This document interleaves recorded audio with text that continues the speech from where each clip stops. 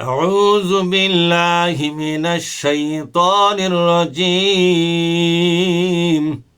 بسم الله الرحمن الرحيم إلا من تاب وآمن وعمل عملا صالحا فأولئك يبدل الله سيئاتهم حسنات وكان الله غفورا رحيما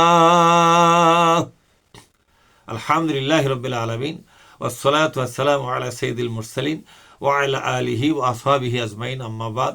সম্মানিত দ্বীনী বন্ধুগণ, আমি আপনাদের সামনে পবিত্র কোরআনুল কারীমের 25তম সূরা আল ফুরকানের 70 নম্বর একটি ছোট্ট আয়াত পড়ে শোনালাম। আসুন এই আয়াতের মাধ্যমে আল্লাহ তাআলা যে আশার বাণী আমাদেরকে শুনিয়েছেন তা বুঝে নেওয়ার চেষ্টা করব। আমা তৌফিকি ইল্লা বিল্লাহ। আল্লাহ পাক বলছেন, ইল্লা মান তাবা, শুধুমাত্র যারা তওবা করবে। তওবা শব্দের অর্থ হলো সম্পর্ক ছিন্ন করা। তওবা শব্দের অর্থ হলো ফিরে আসা, সম্পর্ক ছিন্ন করা। মানে যারা আল্লাহকে বাদ দিয়া মানুষকে ইলাহা বলে মেনে নিয়া শিরকের গুনাহ করেছে, সরাসরি শিরকে আকবর করেছে।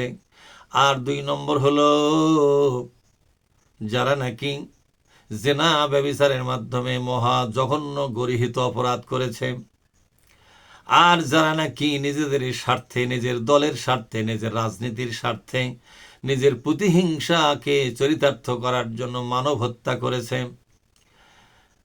নিজের লোভ লালসার বশবর্তী হইয়া যারা মানব হত্যা করেছে।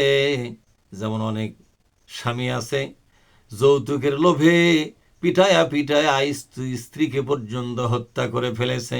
অনেক ডাকাতি করতে গিয়ে মানব হত্যা করেছে। অনেক সন্ত্রাস করতে গিয়ে মানুষ হত্যা করে। অনেক ছিনতাই করতে গিয়ে মানুষ হত্যা করে। অনেক নেশাগ্রস্ত ছেলে মিয়া পিতা মাতাকে পর্যন্ত নেশার জগতে টাকা না দেওয়ার জন্য হত্যা করে। এভাবে হত্যাকাণ্ড চলছে, অবিরামভাবে চলছে।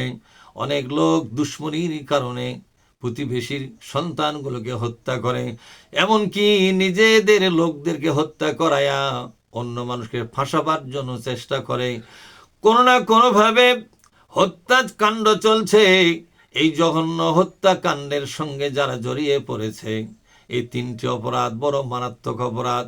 এই মারাত্মক অপরাধ থেকে বাঁচার জন্য আল্লাহ পাক তওবার দরজা খুলে রেখেছেন। সুবহানাল্লাহ। আল্লাহ যে কত মহান, কত উদার, আয়াত তার প্রমাণ হয়ে গেল। আল্লাহ পাক বলছেন, বান্দা, ওই 3টি অপরাধ তুমি যদি করে থাকো, হতাশ হওয়ার দরকার নাই।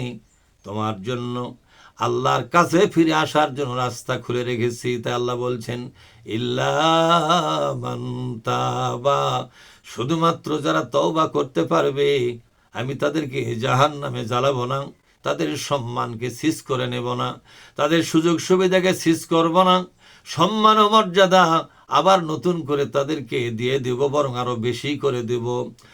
তবে শর্ত হলো ও আমানা, আর ঈমান আনতে হবে, ও আমেলা সালেহা, আর তাকে সংশোধনী কাজ চালাতে হবে।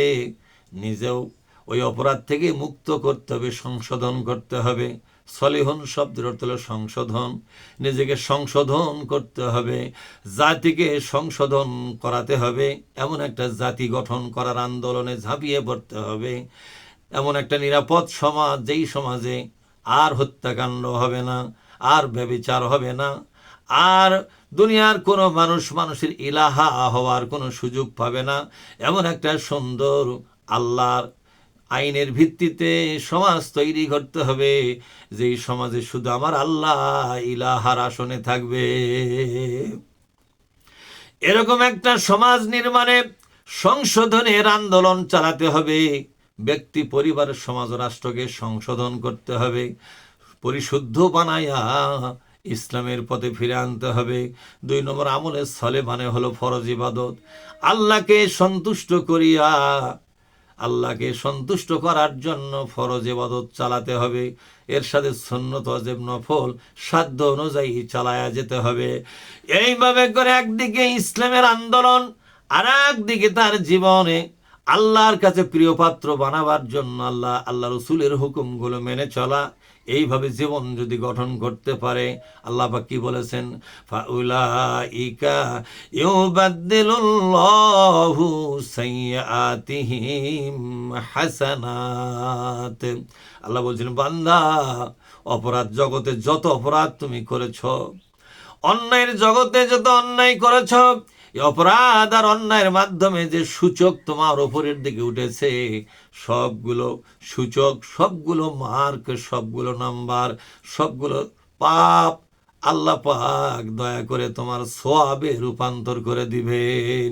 ডাবল লাভ, পাপগুলো সোয়াব হয়ে গেল, আর যে ইবাদত বন্দেগী করতে তার তো সোয়াব হলো, এ লোকটা ডবল সোয়াবের অধিকারী হয়ে গেল। তার মানে হলো, কেউ যদি ভুল পথে যায়, আল্লাহ তাকে বিসর্জন দেন না, বরং কাছে টানার জন্য তিনি কোরআনের আয়াতকে পেশ করেছেন।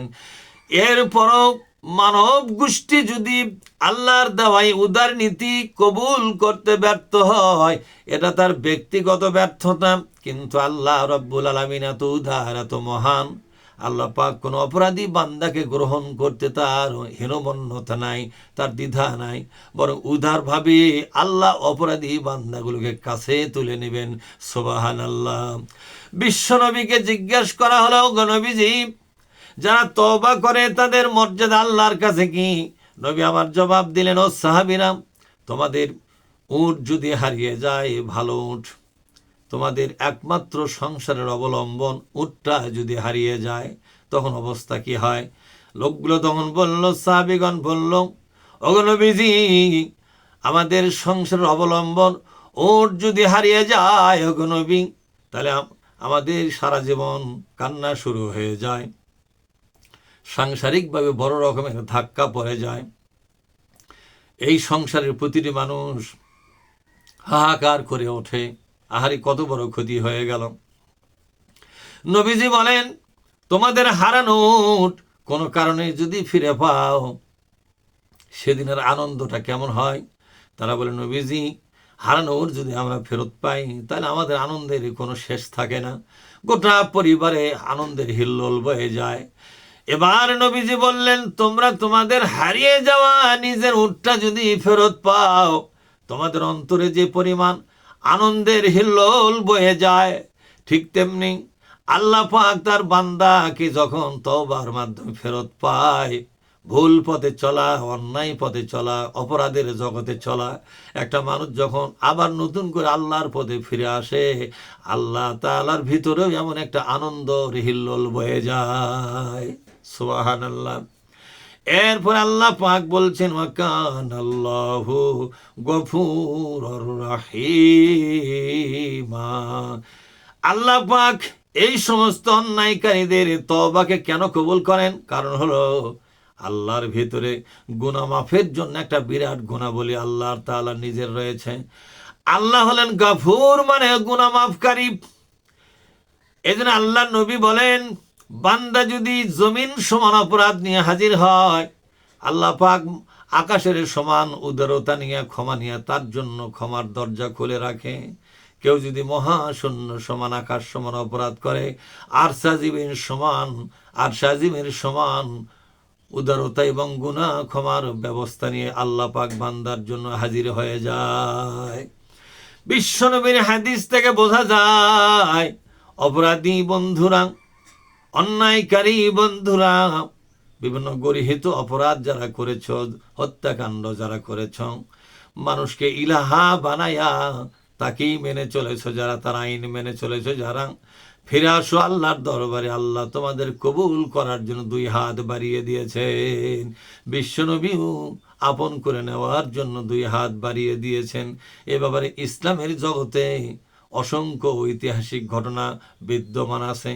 মহাবিশ্বের মালিক আল্লাহ রব্বুল আলামিন সূরা ফুরকানের 70 নম্বর আয়াতের দিক নির্দেশনাকে কবুল করে নিয়া নতুন করে জীবন তওবার মাধ্যমে শুরু করার তৌফিক আল্লাহ আমাদের দান করুন। আল্লাহুম্মা আমিন।